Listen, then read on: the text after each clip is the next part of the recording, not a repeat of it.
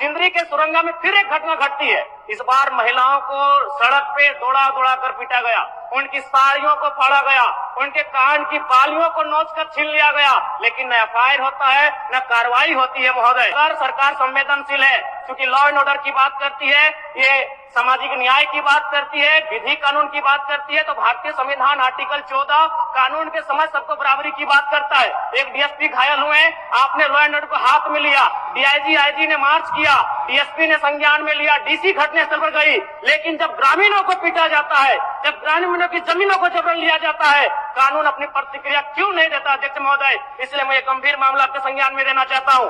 महोदय, भारत है कि जिसके पास भूमि नहीं है, सरकार उसे भूमि आवंटित करेगी, लेकिन यहाँ दुर्भाग्य इस राज्य का कि जिनकी भूमि है, सदियों से, हजारों वर्षों से भूमि पर वो जोत-खोड़ करते हैं, और आज लगता है कि ब्रिटानिया हुकूमत बरकरार है, ईस्ट इंडिया कंपनी का शासन इस राज्य में बरकरार है।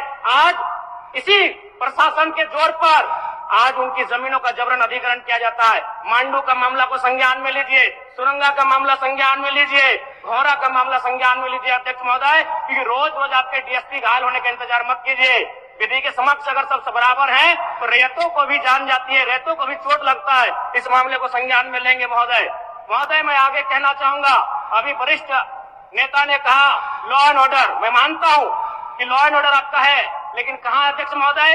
गांवों में, खेतों में, खलिहानों में, बालू और कोयला के खदानों में, माफियाओं की जेब में आपका लॉ एंड ऑर्डर है। महोदय, मैं पढ़ के बताना चाहूंगा, ओबी डंपिंग को लेकर भिड़ंत, फायरिंग, बमबाजी, रेती जमीन पर ओबी डंप किए जाने को लेकर पहले भी हो चुका है संघर्ष, चले थे गोली बम, मामला जीनागोड़ा का। देव प्रभा आउटसोर्सिंग के समर्थकों व ग्रामीणों में झड़प, पत्थरबाजी व फायरिंग, तीसरा थानेदार का हाथ टूटा।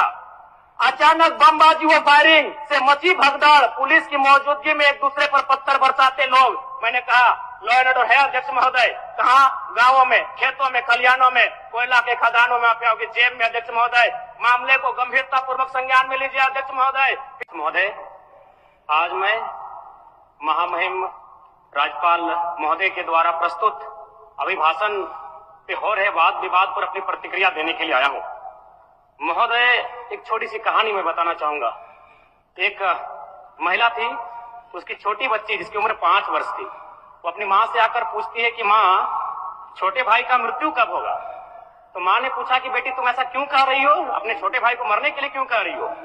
तो छोटी सी गुड़िया ने कहा कि माँ, बड़े भाई की जब मृत्यु हुई थी तो बहुत सारे लोग हमें खाना देने के लिए आए थे, हमारे घर में भोजन नहीं था, हमें कपड़े नहीं था, तो बहुत सारे लोग हमसे मिलने आए थे और हमें खाना देकर गए थे।